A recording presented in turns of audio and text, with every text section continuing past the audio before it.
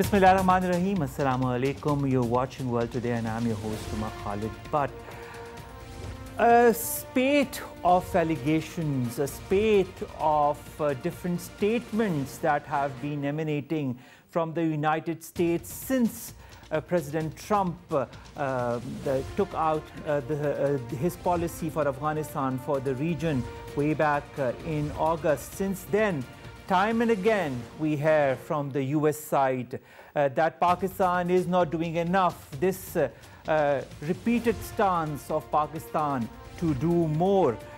Pressure is being put on Pakistan, a pressure that is nothing new for Pakistan. Pakistan has always delivered in the last decade, whether it would be the war in Afghanistan that Russia had imposed, when all the Afghan muhajireen came to Pakistan, the millions of people that we took here as guests of Pakistan for decades, and that spate of attacks from the United States, that Pakistan is not doing enough when it comes to harboring different elements, when it comes to tackling extremism and terrorism in its regions, is now unfounded. For this is something, this is a statement that looks kind of not extraordinary, I would say, but out of context now that the government of Pakistan as well as the armed forces of Pakistan have been doing the needful to eliminate terrorism, extremism and sectarianism from the Pakistan. The two recent operations that the Pakistan forces have done in collaboration with the government of Pakistan are ample proof of that. Now, to talk more about what the future holds for Pakistan-US relationship, as well as what is going to be the result of this pressure that the US is putting on Pakistan, and also what China and Russia have been saying to the US after the US also talked about these two countries. I've been joined by two eminent guests. Let me introduce them to you one by one. On my right is Major Ahson Bashir, a defense expert. Sir, thank you very much to have joined us. Next to him is Mr. Yasir, Masoor, you're an IR expert. Yasir Saab, thank you very much. Now, Pakistan rejects, the Foreign Office rejects the unfounded allegations that have been made in President Donald Trump's first foreign policy. In this foreign policy, he makes statements that the Foreign Office calls unsubstantiated, unfounded allegations that are contrary to the ground realities, and reaffirmed Pakistan's commitment to its counter-terrorism efforts. Now, Pakistan, we all know, we have seen the two major operations that the armed forces have done to eliminate those extremist elements, those terrorist elements, those sectarianism elements from different parts of the country. Why is the United States not satisfied? Bismillah ar-Rahman ar-Rahim. Omer, yes, you have actually delivered a very important point here, that why it is like that the consecutive sacrifices which Pakistan has been given. And today, alhamdulillah, Pakistan stands very taller in the entire world, where Pakistan has not only fought a war of terrorism and extended this menace of terrorism from its own soil, but it has fought a war of globe. And globally, this menace of terrorism has come to basically, if not a complete halt, but I think 90% of it has been shedded off. And Pakistan has been one of the main countries to play a pivotal role by the two operations which you are mentioning, Radul Fasad and Zarb-e-Azb, which Pakistan has fought on its own soil. Pakistan is a country which has given a long history of sacrifices in this war. Now, what we need to also see that, to my mind, is that US keeps shifting its global strategic interests. Now, there was a time once the global strategic interest of US was to not to have another superpower emerging from South Asia, and that was in the shape of USSR. So they had a different interest at that time, and they always needed someone to play their part and role, and that they did. And Pakistan played a very important role in that. And Pakistan did not play an important role basically to disarmament USSR, but there were different other reasons to do that and be a front line ally to US. Now, coming down to the other, now the strategic interest in this South Asia, probably the US has changed its dynamics altogether. Now the war, because of the international or the global scenario which has changed from geopolitics, the narrative as to all that. So that means that any emerging power which is economically going to threat American economy tomorrow is going to be is a sore thorn, which America is not ready to accept at this time. And that, unfortunately or fortunately, I say, to us it is very fortunate, to maybe someone who it is not that fortunate, that China is in this region and China is emerging as the next economic superpower of the world.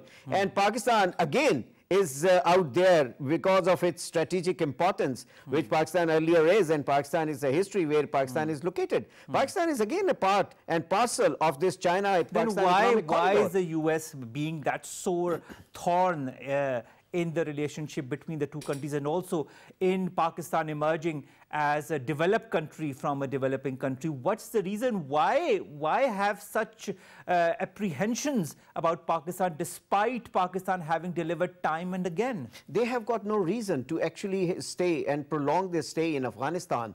And after the war was over, the Russian war was over, Americans should have gone back and should have left this region for its own self, and this region should have dictated their own fate themselves. But America doesn't like that, because what I'm saying is that an emerging economic power is here in this region. So he wants to remain entangled in this region in some way or the other, and he needs someone to fight that again with China. But Pakistan is now no more. No more. That is what he keeps saying. America is do more. And Pakistan, that's why, keeps saying no more, because no more means we can't fight a war again to be a hurdle in the economic fortune which has come in this way and our way, we would say. So Pakistan is, that's why, very clearly is saying to America, no more. And they keep saying, do more for us. And so obviously they are trying to create India on that in the same region as one of their representatives, you know, and gearing up. But then at the same time they see that Indians are also very clever. They are trying to be on the face of earth. They are trying to be that we are with you, but actually India is also not there. India is also very much interested in its own interest where it is met.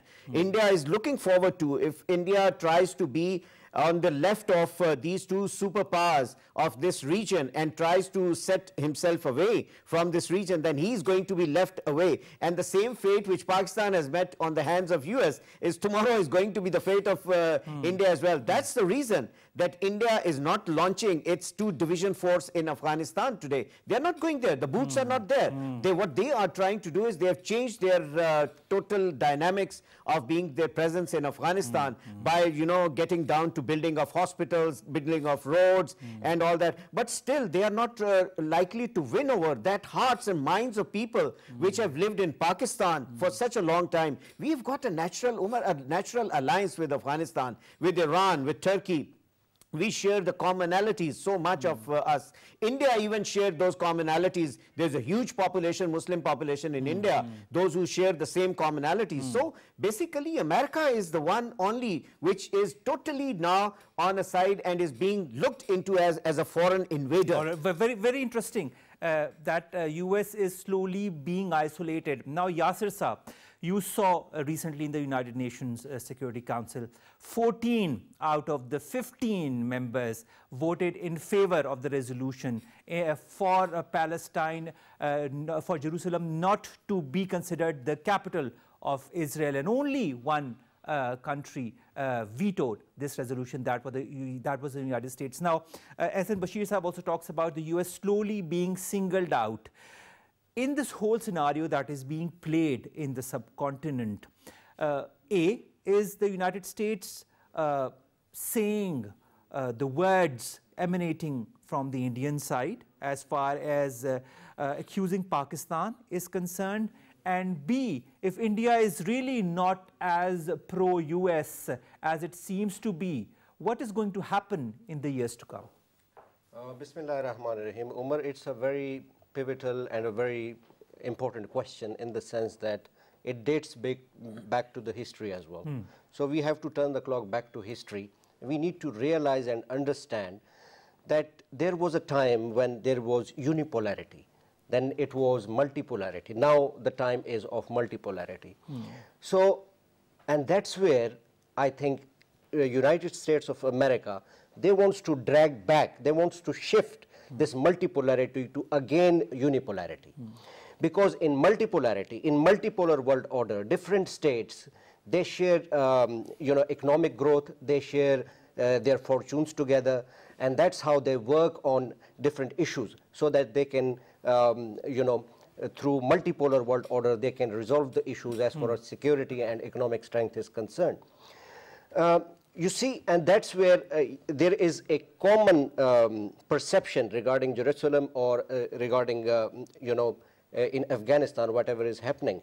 I mean, it's not a conflict there, but America is trying to make it a sort of a conflict, because we need to understand that why America is doing it in the first place.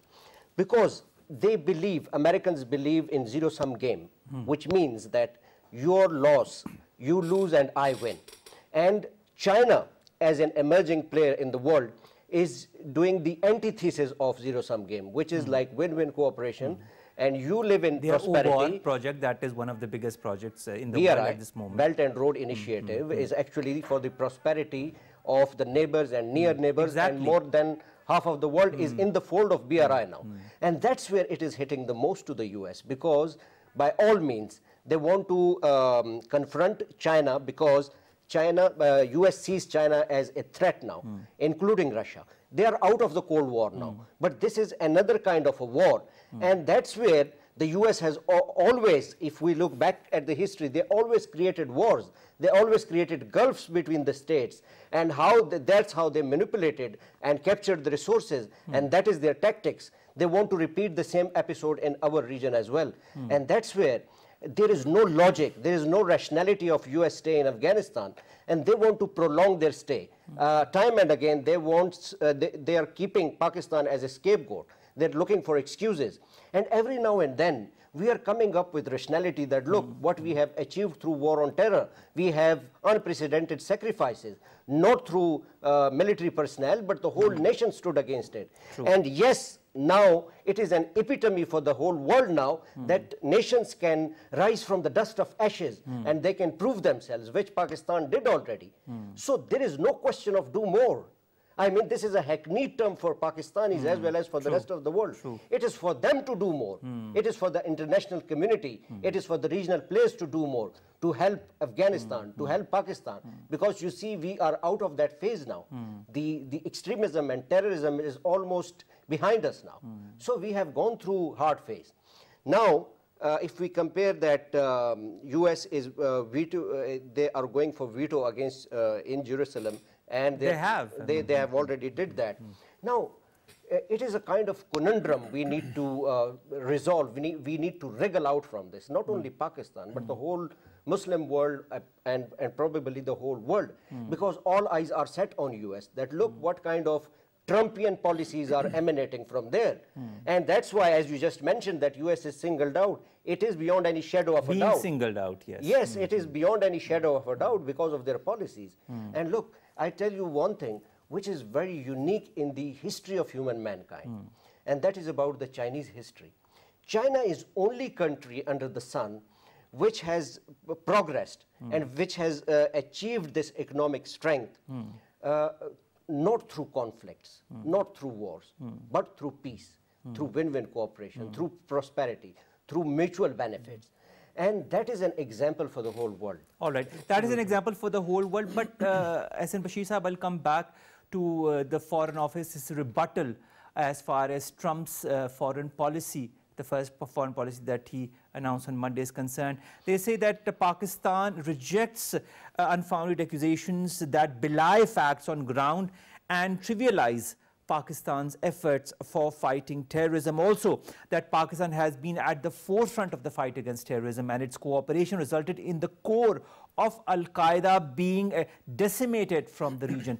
Now the US says Mr. Donald Trump asks Pakistan to get rid of the different parties that are creating terrorism, that are behind extremism and terrorism in the region. He talks about the Al-Haqqani network, he talks about the ISIS-K, he talks about so many other networks that he points out, that he names. Why is that blame game still continuing from the US, and why despite the fact that Pakistan has eliminated those elements from the region, and those elements are at this moment not present as is claimed by the US? Well, Omer, it's very interesting to know that America doesn't talk of Daesh, and they talk of a Haqqani network, and at the same time they don't talk of that. However, that's a different thing altogether, but then Pakistan has taken number of actions on which this could have been a very wrong stance which can be proved. And that is, one is the fencing of the border, the porous border of 2,600 kilometers, and a very difficult border between Pakistan and Afghanistan. The kind of terrain which is out there, it is not a small job which is being done. It is to check the infiltration from both the sides. It is not only for the safety of Pakistan, it is for the safety of Afghanistan also. True. And Pakistan maintains that stance of peaceful Afghanistan is in the interest of not only Pakistan, but in the interest of this region. Exactly. And that is what Pakistan is the country that gains the most from a peaceful Afghanistan. Absolutely. And who is present in Afghanistan? And Afghanistan is full of the NATO forces, and especially of the US forces. Now, if you are present on that ground, why can't you check the infiltrators, those who are coming in or those who are going out? You're always saying Pakistan to do more. On what grounds? I'm really surprised once the Trump policy comes in. It is only victimization and nothing else, and it's very truly seen and clear. The ambition of Americans to be present in this region is very, very clear. They just want to sit in this region for checking of growing strength of China, the Chinese, which Yasir Sahab is also saying that and also the growing influence of Russia now that is coming again. Yeah, obviously, and they can't afford that. Actually, I would say that Americans can't digest it now anymore, and they are truly very much perplexed about the presence of so many powers in this region, and the future of this region is the one which is going to overpower the US policies, and that unipolar will be multipolar. So they can't afford that, because then that world order which they talk, that they issue, that world order will no more be there valid. So if you are present on Afghanistan, and 73% of the Afghan land is governed by Taliban, then why are you not allowing them to be part of the political system of Afghanistan? And tell them to come and talk. If that is the sore thorn only, and on which ground you are telling Pakistan to do more. That is what is basically troubling you. Otherwise, America in totality... Is this just a shift of the blame game in your point of view? Absolutely. And otherwise, the entire America is so peaceful. I don't hear of any terrorist activity going on their soil. But here in Pakistan, we keep hearing every now and then, there's some bomb blast, there's attack in Quetta, on churches and mosques and all. These things are happening on our soil. So we are more victimized. Instead of, being with us, they are trying to force us for doing something which we clearly understand. And that's the reason that for the first time, I would say that Pakistan has realized that Pakistan first, it should be the policy. And that is what we have told the world, that now it will be Pakistan first rather than anything else. We have done your wars, we have played your wars, we have given huge sacrifices in terms of economy, in terms of men and all that. We have lost all those things. We are losing every now and then young officers fighting across. Yes, recently, the two Jawans that we lost as well, 21 years old. They are not talking about the rehabilitation process. They don't want to come in a big way. Rather, they are trying to control the money which was pledged to us. They are trying to hold that even. They are trying to hold our funds. They are not trying to do and help Pakistan, which Yasir is truly saying. Very rightly, I agree with him, that they should become part of the solution instead not of part of the problem. Absolutely. No, that is the issue. Exactly. Now, Yasir Sahab, being part of the problem rather than being part of the solution, the Foreign Office, in its statement, says that it claims that the Afghan soil is being used by hostile elements against Pakistan despite substantial US presence, and that Pakistan continues to suffer at the hands of state-sponsored terrorism, funded and abetted by our neighbors through proxies. This is not the first time that the Foreign Office or our government has officially stated that. It has come time and again. We have said it at different bodies. We have said this to Afghanistan directly, whether it be our Chief of the Army Staff or other officials that have gone to Afghanistan, whether it be talks that have held between the two countries. We have reiterated this time and again. Why doesn't anybody understand, comprehend, or understand the true facts on the soil? Omer, they do understand. First is that it's like crystal clear now, not only for US, but for the regional players as well as for the whole of the world now. Because as you just mentioned, that we have taken this stance because we have proved to the world that look what we have done on our side, that we have eliminated the elements of extremism and terrorism. And not only that, now it is emanating from that side of the border. Now, you see, they know for a matter of fact, they're completely aware that's what Pakistan is doing and why things are happening. The only thing is that they want to inject this kind of phenomenon into our policies. They want to get us, they want to keep us frightened.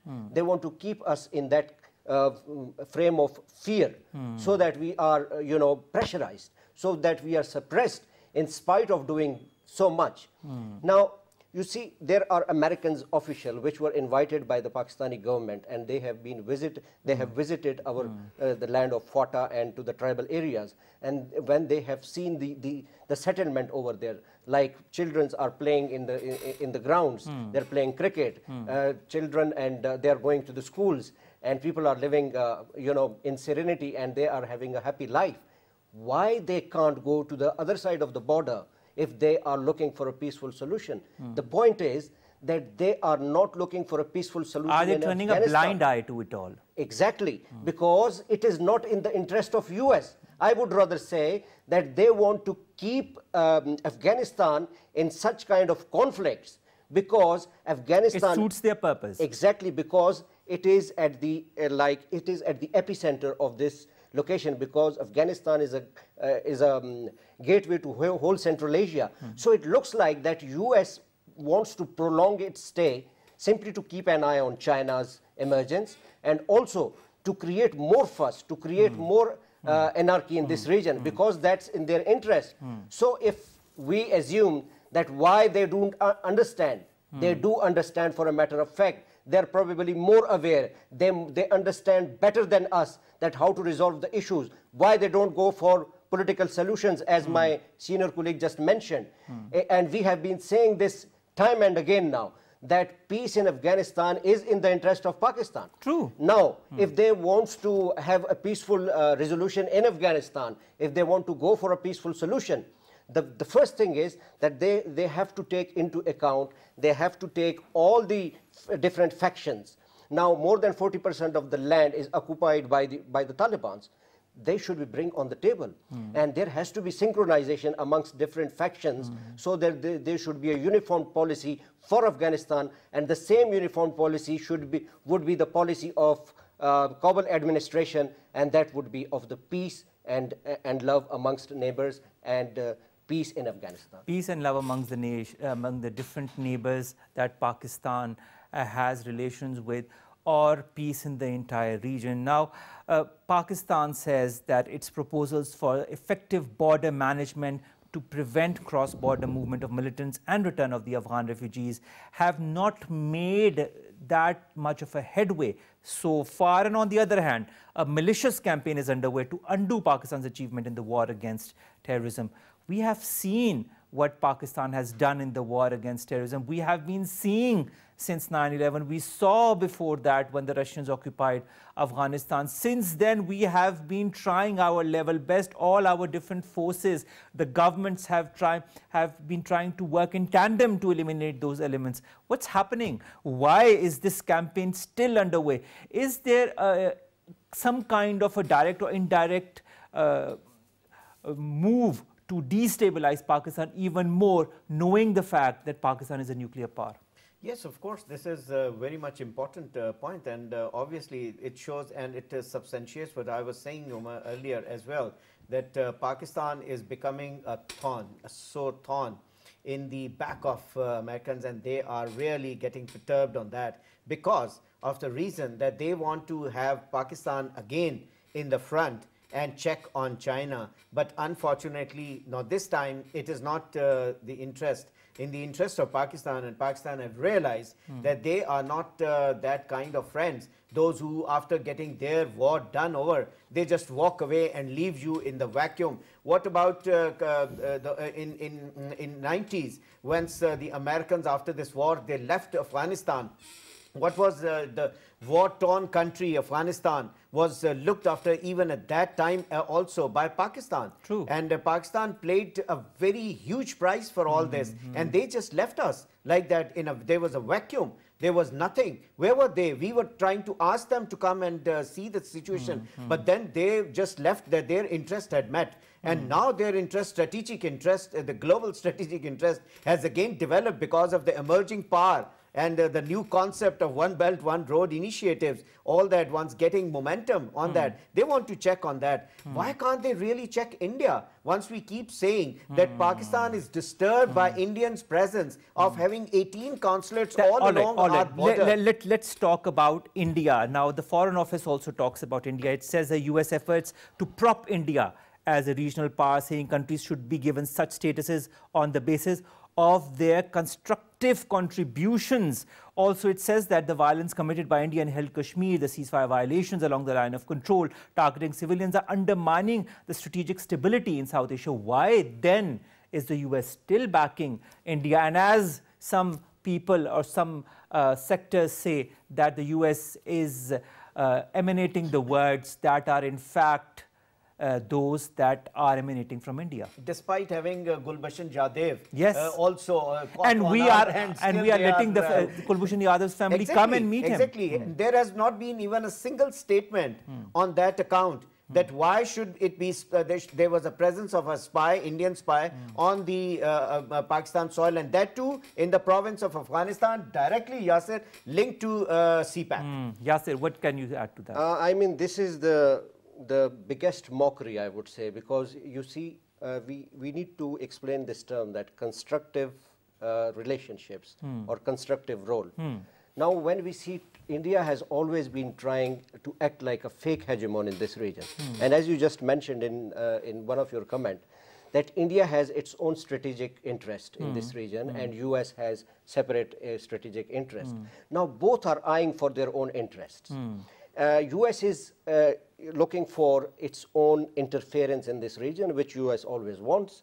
Now, India, the love affair which has been developed and discovered with India, now India is using this love affair to the maximum. You also give India peaceful nuclear technology. Exactly. But when Pakistan asks for it, you deny it. I mean, if they treat... Even deny F-16s. F-16s. And if they treat Pakistan, and if they look Pakistan through the prism of India, then definitely we have the legitimate right to say against all these, I would say, nefarious designs which are now emanating from US and India.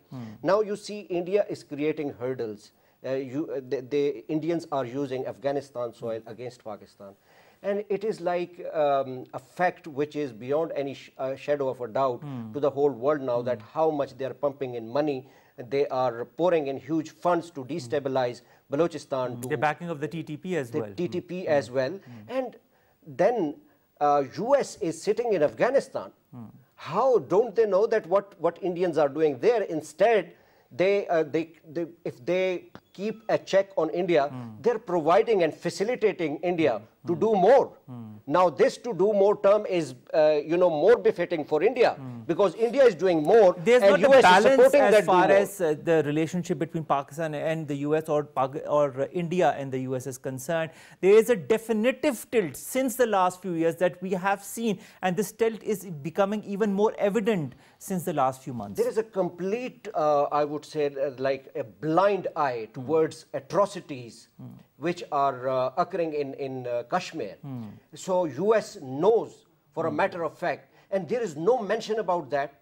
And what India is doing, not only in Pakistan, even India is treating the other countries, like the neighboring countries like Bhutan and other several states as their subordinating states and still looking for the theory of expansionism. They want to expand India through that region and also using the same, kind of policies which US has been doing. Now, India also wants to keep an eye on Chinese progress. But if US has to understand, like if they are keep on doing these, adopting these policies, and if they keep injecting these conflicts and fears into this region, that is not in the interest of US, and India should realize that India would not be spared as well. Because these conflicts, India, once their interest is over, the US will also turn its back to India as it has done in the past with Pakistan. We have seen that in the past as well.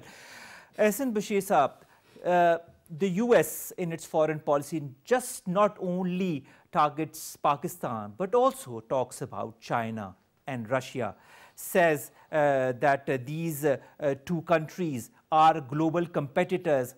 Now, is the US getting jealous of the growing power of China that is evident the world over, and also Russia that is making a very strong comeback? Absolutely. I would say that America has got nothing now in this region. And sooner or the later, if they understand, I think it will be in their own benefit. I'm no one to basically advise US, but then this is what it looks like. The ground reality is speaking so loudly that we can't really resist to tell them that this policy of yours, or this time this strategic interest which you had and the kind of warfare which you want to ignite in this region may not be the place for you to fight anymore. Now, just see interestingly that what is that interest US has anymore in this region, which is still compelling him to stay here. They keep staying here. They are having India here. They're trying to, make India their own policeman here. They are having Israel to look after the, in the Middle East. They are having Korea out there. So this is their way of doing the things. But Americans should realize that this region is done with, and now there are other powers in this region, and why not? We can live peacefully. Instead of becoming that part which I am saying, that instead of becoming part of the problem, you should become part of the solution. And the solution would have been, if America can play a positive role, then they should make sure that India and Pakistan should bridge their conflicts by resolving the outstanding issues between India and Pakistan, by solving Kashmir, by solving the water treaties, by solving Siachen issue, by Sir Creek issues, and there are so many, and also not to push them forward to have a contest with Pakistan on trading and other things, and make this place as a flashpoint and a nuclear flashpoint. And that is what is perturbing them. They always want that this nuclear program of Pakistan is not safe. It may land into the hands of anyone else, other than they just don't name Daesh into it, but anyone else. And that is why Haqqani network is very dangerous. Just see what kind of tactics they are having. So everyone understands now there, and that is why I say that slowly and gradually America is getting himself outrightly isolated, and soon they will have to leave, and they have to leave Afghanistan, and Afghanis will make sure that they have to go out from there, and they will return to their own normal peace. Exactly. And that is what is being peace backed will only by come with Russia. all the different factions that are there in Afghanistan sit together and form a government. That is how a country like Afghanistan will become stable. Now, Yasir Saab, the US says that it will take unilateral steps in areas of divergence with Pakistan. This is what the Pentagon says. The Pentagon also talks about the US nuclear capability and how it needs to be safe. On the other hand, it also, US President Donald Trump also targets China and Russia. But China and Russia both take out very strong statements. They take out their rebuttals. They say that what they are saying talks of the US itself as being a Cold War mentality, having a Cold War mentality, and having an imperialist character. The Chinese ministry spokesperson, foreign ministry spokesperson, says that we urge the US to stop intentionally distorting China's strategic intentions and to abandon outdated notions such as the Cold War mentality and the zero-sum game. Otherwise, it will only harm itself or others. Now, the US is not just only going for Pakistan, it's going for China, it's going for Russia. It still wants to maintain its stronghold in the area, still wants to be that sole superpower that it used to be at one time. Is that power slowly and steadily going away from the US and being now divided between Russia and China as well? Yes, as I just mentioned in my first comment, that US is perplexed now. And it looks like US is in panic because the world order has changed from unipolar to bipolar in the Cold War, and now it is to multipolar. I would like to add one thing to very interesting comment of Brigadier Bashir Saab, as he just mentioned, that these are some of the reasons that why US wants to have a stronghold in this region. I would like to add one more thing in particular to Pakistan, that Pakistan, being a nuclear power and being a a very potential country, being a very important country as far as geostrategic realities are concerned, now Pakistan, keeping all these potentials in mind, now Pakistan is shifting its status from a security state to a more viable and vibrant economy. Pakistan is achieving, or Pakistan is at the doorstep of achieving to be a country with soft power, and that's where it is. US is very much concerned. So is India. So is India, because CPEC, we believe, is going to change the destiny of our future generations as well. So now it is the time for economic battles, because the economic prosperity, the economic strengths basically decide the victories of the nations. Why US is much perturbed about, and why US wants to have a stronghold, because it looks like that it is going out of US's hands, and they want to keep its status as a hegemon of the world, as a policeman of the world. And that's where Russia, China, including Pakistan, and the whole Central Asia is also striving and looking for economic viability. And with the Trumpian policies, because this was happening already with the emergence of China, it's not a new phenomenon. It was happening for quite some years now. But now I think it is adding more fuel to the fire, which was happening to the US. Now with Trumpian kind of policies, which is as he believes that he will introduce more conflicts and more wars in different regions and will achieve its target, but it's like a delusional by dream kind now. of putting the different forces at war against each other. It will be the US that might be the country that will gain through it all. That is maybe what he is thinking at the back of his mind. But Ahson Bashir Saab, China and Russia both come out with very strong statements. The document says that China and Russia challenge American power, influence, interests, attempting to erode American security and prosperity. I mean, this feels more like somebody who's scared than somebody who is challenging the might of other countries. Well, China and Russia understands very well that the role of America in this region is over, and they should go away. And the longest battle which America has fought, they have lost. Now that is basically which is perturbing Yasir the most. And we have seen in the past, whether it be Vietnam, whether it be the war in Afghanistan, they have never come back with their heads high. Absolutely, and they don't want to really accept that. So that is why they're trying to challenge Russia again, and they are trying to challenge China on that. But China and Russia, they are big powers, and America is not likely to give away that easily also for this 16 years long war in Afghanistan which they have fought. So that is the reason that China is trying to very softly, I would say still the Chinese statement is very soft to America, but telling everything they want to, that this is no more their region.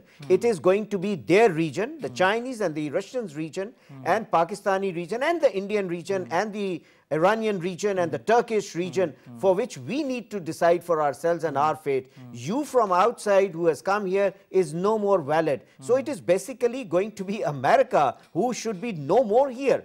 And that is the reason that they are still, in a very a different kind of a mode as to what to do. True. So they're trying to find a scapegoat, and that scapegoat they look towards Pakistan by accusing Pakistan and putting everything on the blame game that this is the country because of whose involvement we are unable to have peace in this region. Well, we are there to have the peace in this region. You go away and see we will have peace. Who doesn't return. want peace in the region? Well, even the Afghan government itself, only a faction of maybe the American who has got the Afghani interest in America or the Americans' interest in Afghanistan, they are the only ones, those who talk about them. Rest, everyone is unanimously out there. The ground reality, I think nobody knows better than you. You have visited Afghanistan so many times now that they all want peace and they want the solution to be done, and they don't want Americans to be part of that solution because they exactly know that they are no part of the problem. So that is what is basically making America more problematic, and it is emerged on the horizon. And that is what the Chinese also realize and the Russians realize, and that is what the statements are coming in. Yasir, after adding a few words to what you wanted to say, please do tell me as a parting answer as to what you feel is going to be the US reaction now that China, Russia and Pakistan, all three countries have very blatantly stated that what the US policy is not going in the right direction, is not saying the right words, is not implementing the right things. Yes. See, US already knows about it, and I would again come back to Trump, because he is like playing a two-faced role.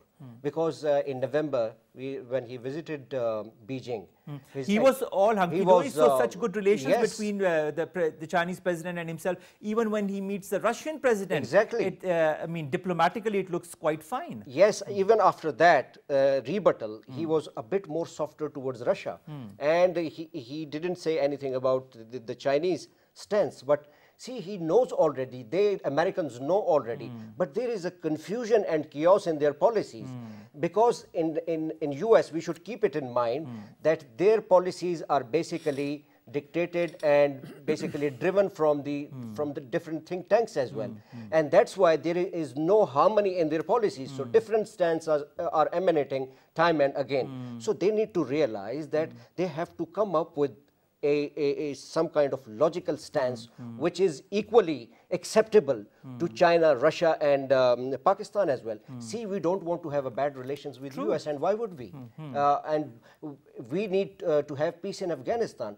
I would like to add one thing to my colleague, that recently I have been to China with the first Pak-Afghan media delegation. And I was delighted to see that China is taking so much interest to bring peace in Afghanistan.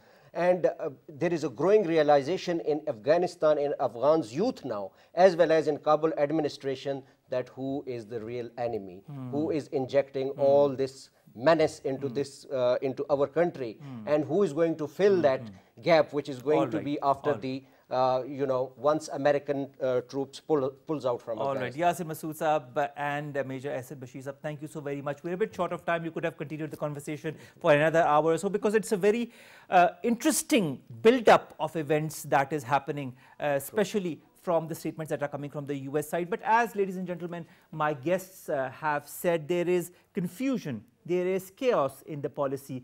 It's a multipolar world now, no longer a unipolar world, and also the US needs to be part of the solution and not the problem. Omer, Khalid bids you farewell from this episode of World Today. We'll be back inshallah tomorrow. Take care of yourselves. Allah Hafiz.